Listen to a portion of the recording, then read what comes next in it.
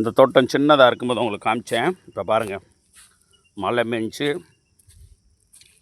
தக்காளி செடிலாம் நல்ல கண்டுல நல்லா வளர்த்தியாக இருக்கும் போல். அதனால் இங்கே வச்சோன்னே அப்படியே வளர்த்தியாச்சு. கண்டு சின்னதாக வருமா நட்டு விடணும், அப்போ தான் அடர்த்தியாக படரும். தக்காளி கண்டு தக்காளிக்கு காமிக்கிறேன், அப்புறம் உங்களுக்கு மிளகாயை காமிக்கிறேன். எல்லாம் வரும் சும்மந்தரைக்கு. தக்காளி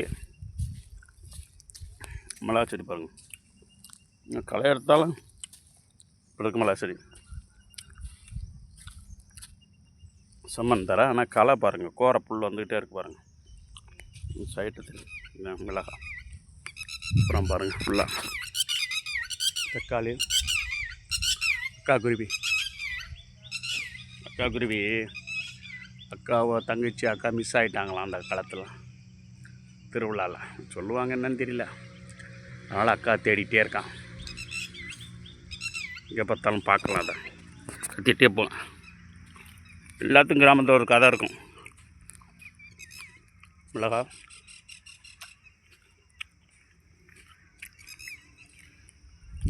தக்காளி பாருங்கள்,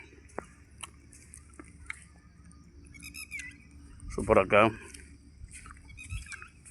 நல்லா களை எடுக்கும். களை எடுத்து சுத்தமாக இருக்கணுங்க, அப்போ தாங்க எதுவும் நல்லா அருமையாக இருக்கும்.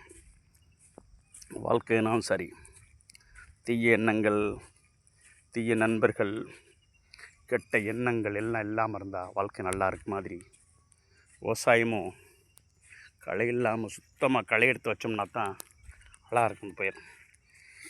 பிற்கங்க போட்டிருக்காங்க பாருங்கள், இந்த ஓரத்தில் அழகாக படர்ந்து இந்த பக்கம் போய் படர்ந்துட்டா இந்த பக்கம் லெஃப்ட் சைடு படங்க பாருங்கள். சூப்பராக பூ பார்த்தீங்களா, ஒயிட் கலர் பூ எப்படி இருக்குது பாருங்கள். மழை பெஞ்சனால நல்லா பசுமையாக இருக்குங்க, அடர்த்தியாக. ஆடுகள், வெள்ளாடுகளுக்குலாம் அந்த கொலையை போட்டு வெட்டி போடுவாங்க. அழகாக இருக்கும், நல்லா சாப்பிடும். அருமை, சூப்பர்.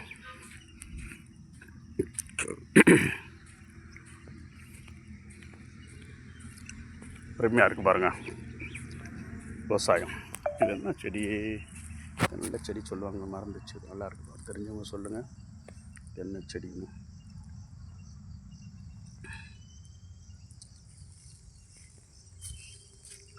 நல்லா இருக்கு பாருங்க, பாருங்கள் முத்து முத்தாக இருக்கா.